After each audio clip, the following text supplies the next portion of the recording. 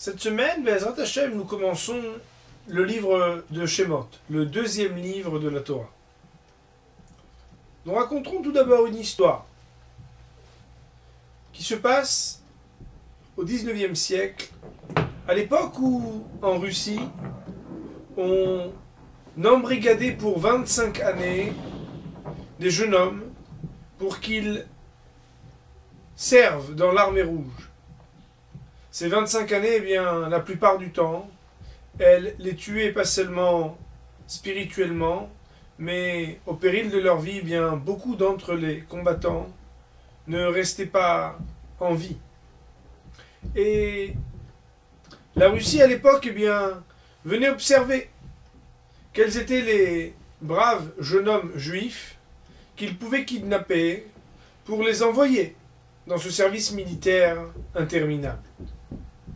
Aussi un jour, eh bien, ce fut un jeune homme de la communauté qui a été kidnappé et sa maman, dès qu'elle le put, vint à la synagogue, qui n'était autre que celle de Rav Israël Salanter. Rav Israël Salanter, certainement vous le savez, c'est celui qui a institué dans les yeshivot ce qu'on appelle le Seder Moussar, c'est-à-dire le temps que l'on consacre uniquement et exclusivement à l'étude de l'éthique et de la morale juive.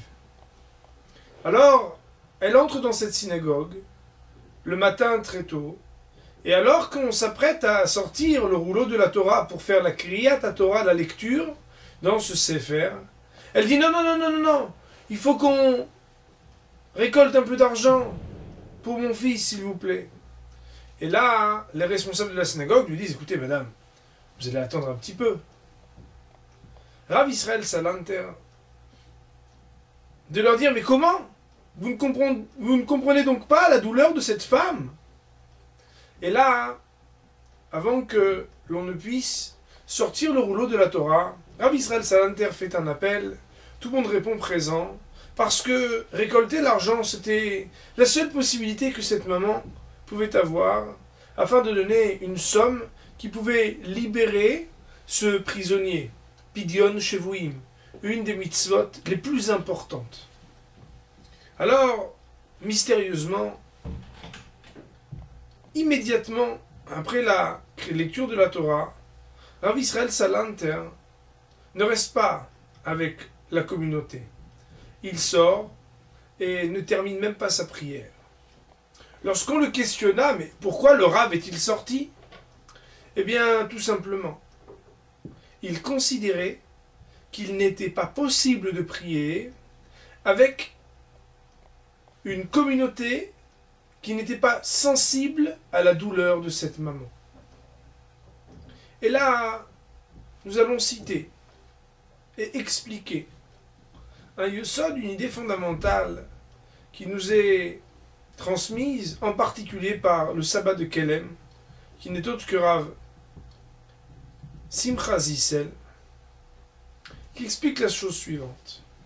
Dans la Torah, Moshe Rabbeinu, on nous raconte qu'il grandit et qu'ensuite il sortit vers ses frères, Vayar Besivlotam, pour voir la douleur.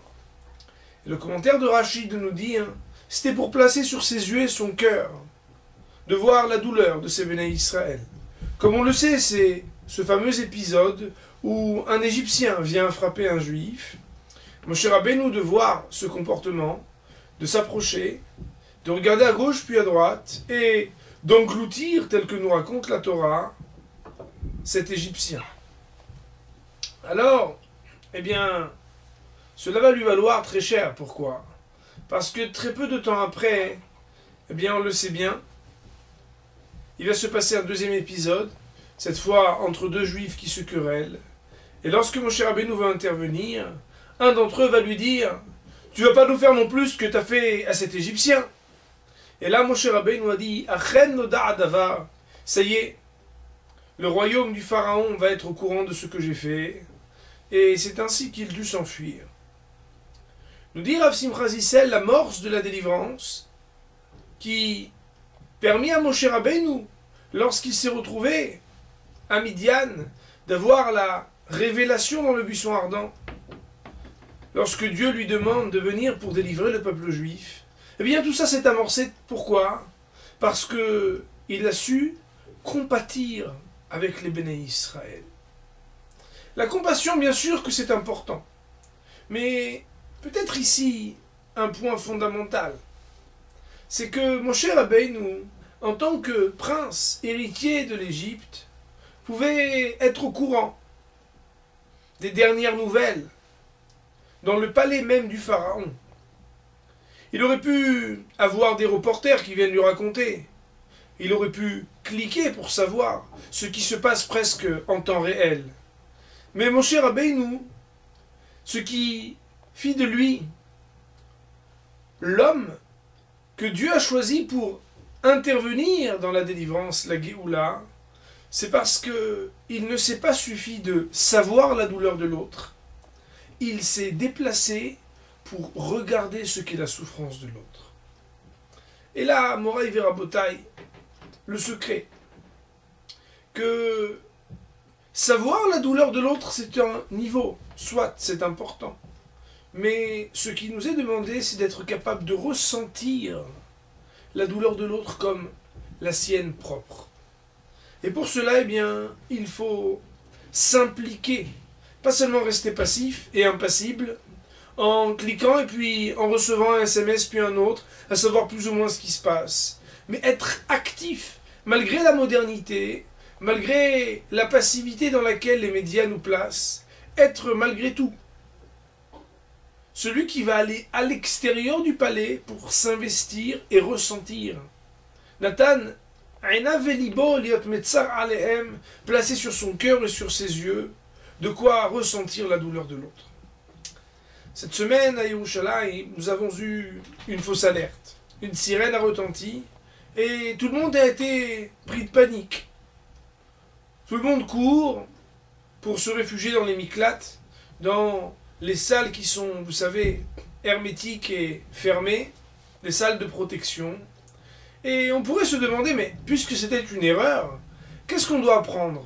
Eh bien, on doit apprendre une chose, c'est que cette semaine à Yerushalayim, ceux qui ont couru pour se réfugier, ils peuvent au moins une fois avoir ressenti ce que nos frères dans le sud peuvent ressentir au quotidien lorsqu'ils doivent se cacher et se réfugier dans les miklatim. C'est-à-dire que nous avons la possibilité, malgré nous bien sûr, de ressentir un peu plus profondément la douleur des autres. Alors, on ne va pas instituer de faire des sirènes un peu partout pour se sensibiliser, ressentir encore plus la douleur de l'autre.